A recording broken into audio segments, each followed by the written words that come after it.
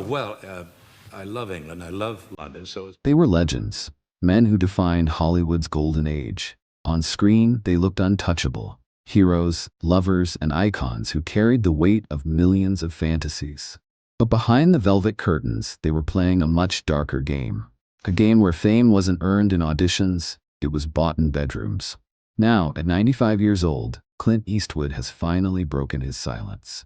The tough cowboy, the stoic cop, the Oscar-winning director, he has revealed what Hollywood spent half a century trying to erase. A hidden list of Golden Age stars who didn't just act their way to the top, they traded beds for fame. Some of them became the biggest names in cinema history.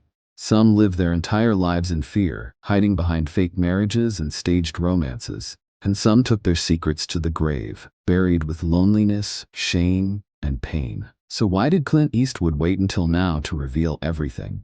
Which beloved icons built their careers on silent deals no one dared to speak about? And just how far did Hollywood force its stars to go for a shot at glory? Clint Eastwood, the silent witness. Clint Eastwood's life has been a six-decade odyssey of Western grit, gangster dramas, and Oscar-winning direction. But off-screen, Clint has always been the man of few words. He built a reputation as private, independent, and unbending, a man who refused to play by the same games many others did. And yet, Clint wasn't blind. In the 1950s and 60s, while still carving his own path, he was invited to parties in Beverly Hills mansions where power wasn't measured by scripts or auditions, but by what happened behind closed doors. Eastwood once admitted, "I watched men I respected, icons, reduced to silence because of who they loved. Some were forced into marriages.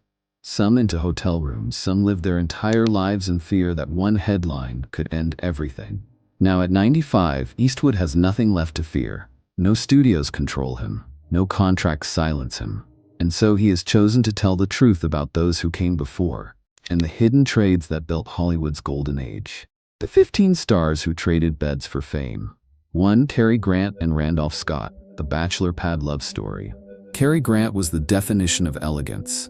Tall, charismatic, and impossibly charming, he was marketed as the perfect husband every woman dreamed of. But the truth was far more complicated.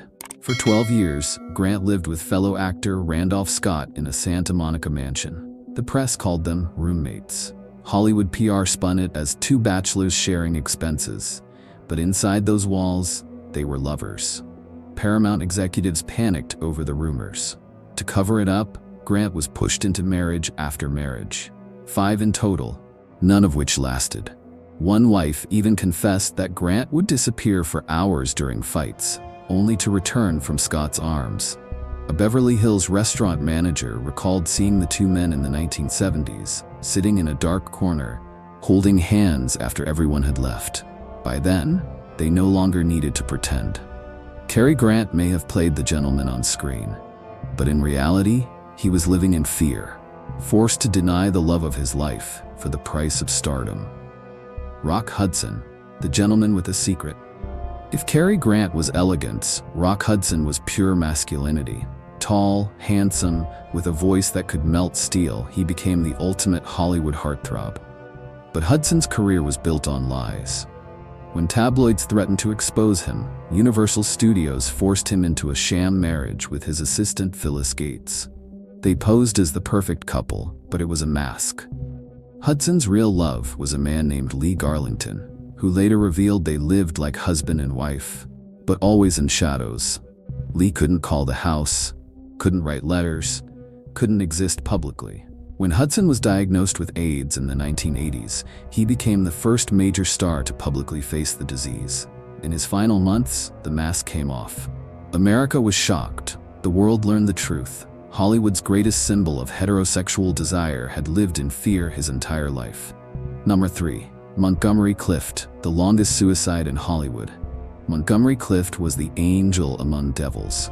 With haunting eyes and fragile grace, he introduced a new kind of leading man. Sensitive, vulnerable, real. But Clift's private life was a torment. He loved men, but could never admit it. Even on set, he would scold himself if he slipped and called another man dear. He was terrified that one wrong word could end his career. His closest companion was Elizabeth Taylor, who knew the truth and loved him anyway. After a devastating car crash that disfigured his face, she saved his life, literally pulling broken teeth from his throat.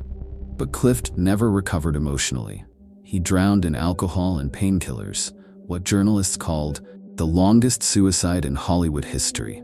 He died alone at 45, a man who had given the world his talent, but was never allowed to give his heart. Before, Marlon Brando, sleeping his way to the top. Marlon Brando shocked the world when he once admitted, "I slept with anyone who could give me a part. Male or female, it didn't matter." Before he became the iconic Stanley Kowalski, Brando survived in New York through late-night deals with directors and producers. One diary entry listed 14 men who had helped him in exchange for company. He was brilliant, magnetic, and fearless. But Brando also understood the game. Hollywood wasn't just about acting, it was about pleasing the right people in the right rooms.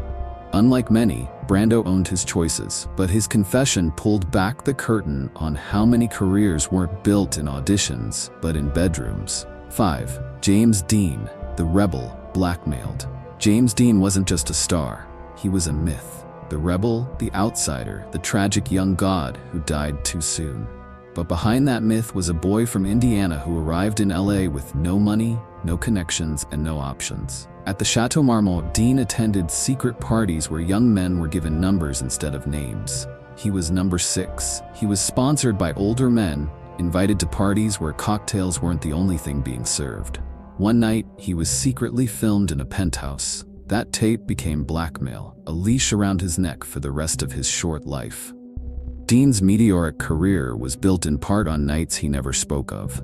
When he died in a car crash at 24, some said he was running not just from fame, but from the shadows that owned him. Number 6. Sal Mineo, the star who knew too much. Sal Mineo rose fast with Rebel Without a Cause. He was young, beautiful, and talented, but his career collapsed just as quickly. Mineo once confessed in a cut interview, "In Hollywood, if you don't satisfy them, they won't remember your name." He traded favors for roles, but later tried to expose what he had seen. He told friends he had photos, tapes, and names of powerful men who ran the system. A week later, Sal Mineo was stabbed outside his home. Police called it a robbery, but his wallet was untouched. The briefcase with his evidence? Gone forever. 7. Tab Hunter, the teen idol with fake romances. With golden hair and a perfect smile, Tab Hunter was the all-American boy. But his arrest at a gay party nearly ended his career before it began. A powerful producer bailed him out in exchange for silence and a 5-year contract. To protect his image, studios staged fake romances with actresses like Natalie Wood and Debbie Reynolds. Hunter later admitted in his memoir, "I wasn't chosen for my acting. I was chosen because I was willing to be quiet." 8.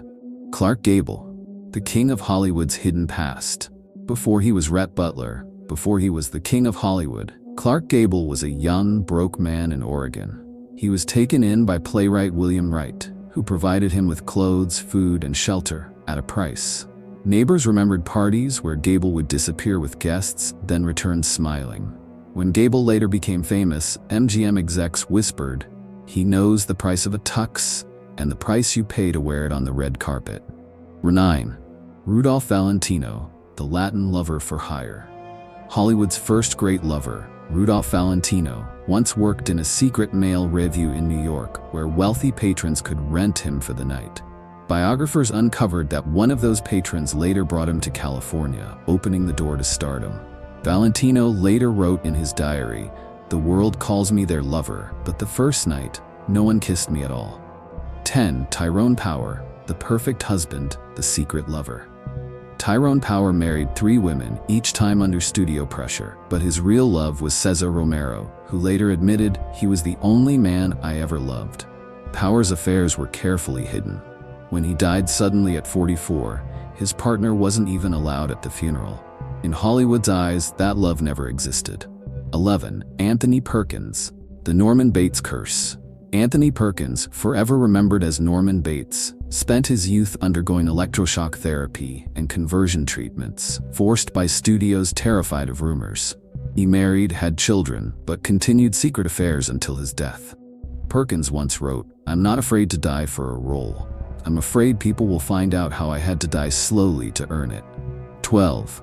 Gene Kelly, Dancing in the Shadows. Before Singing in the Rain, Gene Kelly's auditions weren't on stage. They were in private apartments where flexibility was judged in more ways than one. A letter later revealed Kelly's despair. "They want me to dance for them, but no one asks if I'm tired or disgusted with myself." 13. Richard Chamberlain, The Secret Doctor. As TV's Dr. Kildare, Chamberlain was America's sweetheart. But off-screen, he lived like a prisoner, curtains drawn, phones unplugged, lovers hidden. He once told a friend, "If I lose this role because I love you, will you feed me?" He lived that way for 40 years, smiling on TV, dying inside. 14. Troy Donahue, The Contract Boy. With surfer looks and golden hair, Troy Donahue was the idol of the 60s. But his Warner Brothers contract came after a private night with producers. Donahue later wrote, "Every time I appeared on screen, I erased a part of myself. After a few years, there was nothing left." 15. Ramon Novarro, The Silent Film Tragedy.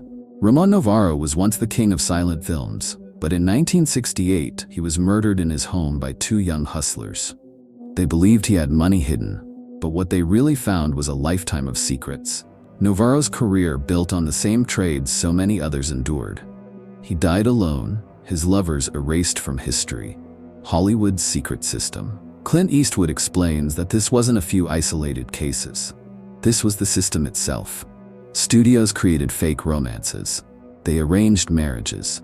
They held late-night mansion parties where contracts were signed not with pens, but with flesh.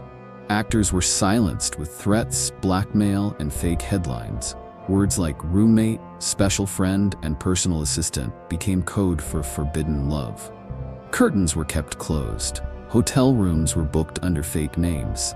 Careers lived and died not by talent, but by silence. At 95, Clint Eastwood has chosen to speak, not for himself, but for the men who couldn't. For Rock Hudson, who smiled until the world turned its back. For Montgomery Clift, who drank himself to death in loneliness. For Tab Hunter, who lived in lies to survive. For Cary Grant and Randolph Scott, who loved each other but had to call it a bachelor pad. Hollywood sold us fantasies. But behind those fantasies were men who paid with their bodies, their love, and their lives. So here's the question Clint Eastwood leaves us with. Has Hollywood really changed? Or has it just gotten better at hiding the same old trades?